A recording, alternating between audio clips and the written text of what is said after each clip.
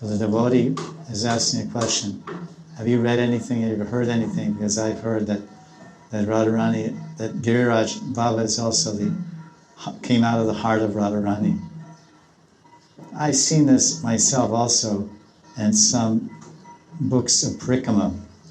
They're describing Giriraj Parikama or Brajmandal Parikama in Hindi, and they say this. And even there's some Leela I remember reading about the origin, that in the spiritual world once Radharani and Krishna were having some Leela, and Radharani went and hid from Krishna. Then Krishna went to find her, and then Radharani was thinking, oh, or Krishna said, I would like to play in a mountain. And then Radharani said, all right. And from her heart she created a mountain. And she brought this mountain. The mountain that came out of her heart is Giriraj. There is some Leela like that. But Giriraj is Nitya. Giriraj is Krishna. So there's no beginning, there's no end. But there may be in some kalpa this idea that just like Krishna is Nitya, but he appears to take birth from the womb of Yashoda. But that Leela of taking birth is Nitya.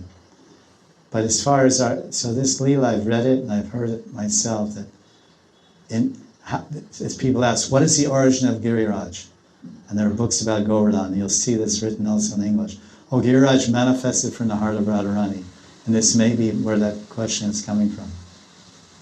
So then that person will cite a Leela, which I just cited, that once in Goloka Vrindavan, long, long ago, in the beginning of time, and time has no beginning because time is Nitya, Nitya Kal.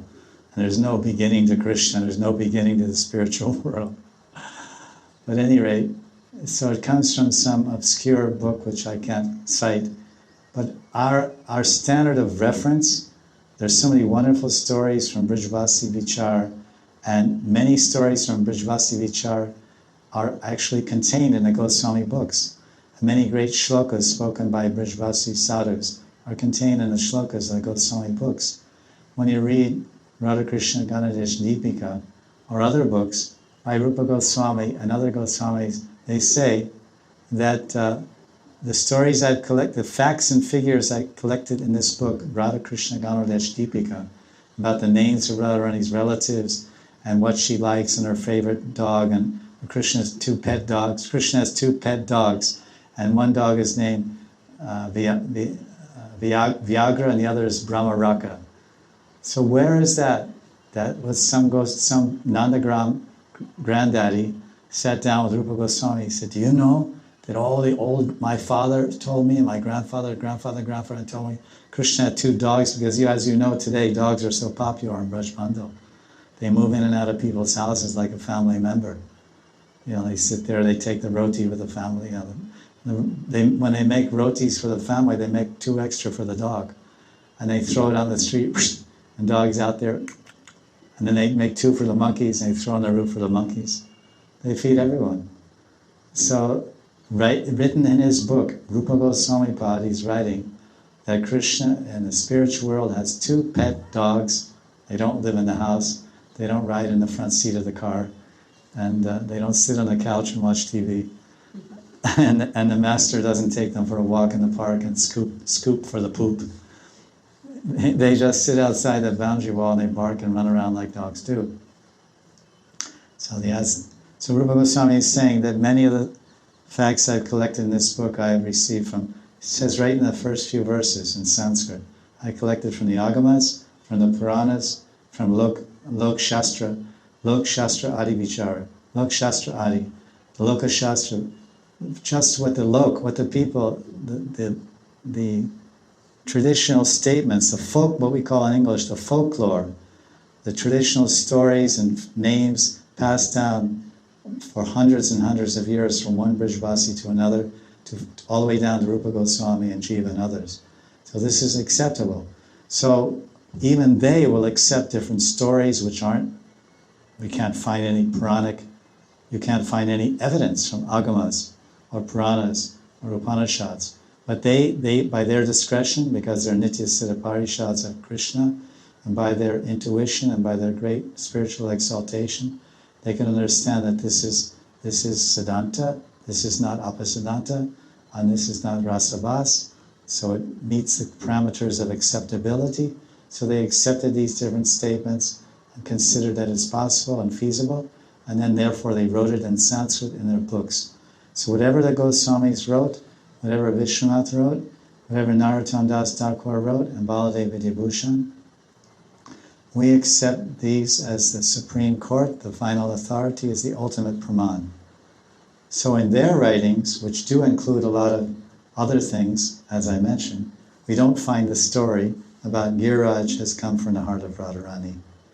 So we can hear so many things, and so many sadhus and well-minded and even advanced sadhus may say so many things, but we are Gaudiya Vaishnavas. For Gaudiya Vaishnavas, we must have some standard authority. The buck stops here. You have the local court, municipal court, you have the district court, you have the state court, and you have the national court and the Supreme Court. So you can appeal and appeal and appeal. Appeal means go to a higher court. But there's no higher court. The Supreme Court is Shri Rup, Shri Sanatan Bhatta Ragna, Shri Jiva Gopal Bhatta Das Ragna. So Krishna's Kaviraj, he writes in his own Chaitanya Charitamrita that the six Goswamis, he himself, who's also one of our Mahajans, but even one of our Mahajans, Krishna's Kaviraj, he's writing, the six Goswamis are the ultimate, absolute Shiksha Gurus for every Gaudiya Vaishnava. This is in the beginning of Adi Lila, Mangalacharan. So therefore we don't find this story, so very, very nice story, very rasic story, very interesting to meditate on. But we have to be chaste and loyal to our parivar and our sampradaya. Otherwise you get what we call kitchery. We don't need any novel thinking or new ideas or new introductions or new way of seeing things. There's many very creative and very intelligent acharyas and gurus that have come into the Gaudiya Sampradaya in the last couple 100 years or 150 years, and they've added many new ideas and new conceptions, and many people follow and believe in them.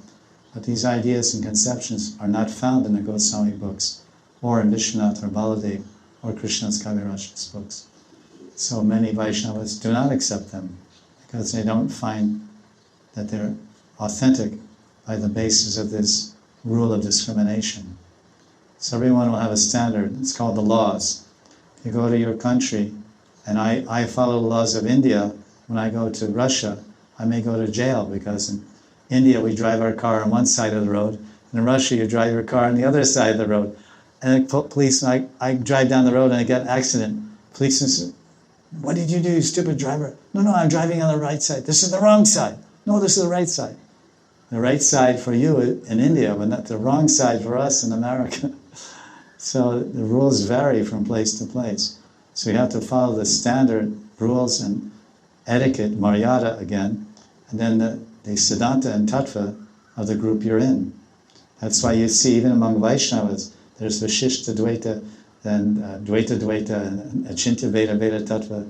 There's 4 different philosophies, 5 different philosophies about the identity of the jiva and relation of the jiva to the absolute truth among Vaishnavas. And the final philosophy which we follow is Achintya Veda, Veda Tattva.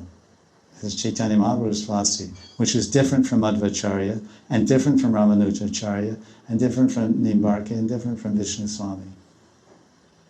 So these are the particulars. This is the Sandesh Vashishya, the particularities of a person's philosophy.